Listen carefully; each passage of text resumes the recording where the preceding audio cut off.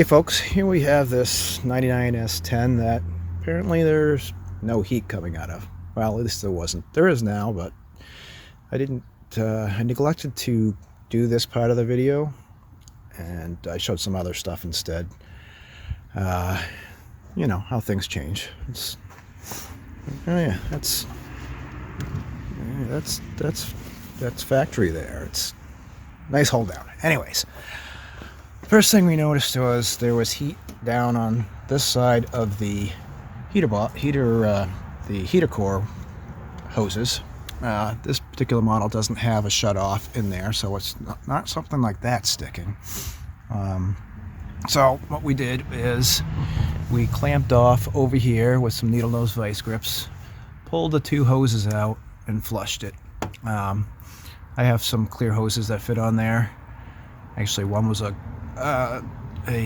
garden hose and one was a clear hose.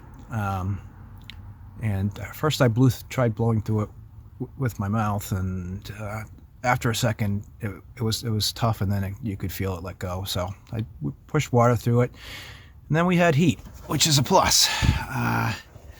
Then we found out, I mean, this thing hasn't had heat for probably 5 years. Then we found out the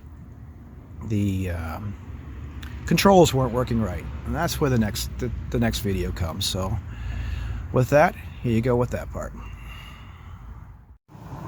Now we got this line right here, which goes to here, which looks like it goes into the cab, and then it's hard to see, but down in there, down that way somewhere, there's another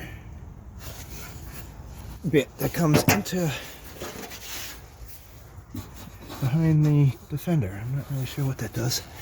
The other end goes over here to a T right there. Kind of hard to see, but there it is. It's funny because this rubber's not bad, and when I pull that off the T, it holds vacuum, and the rubber on the other side's not bad. But you look at this one, look at the back of that. Blah. Not cool. Let's replace it and see what happens. Alright, so the flashlight.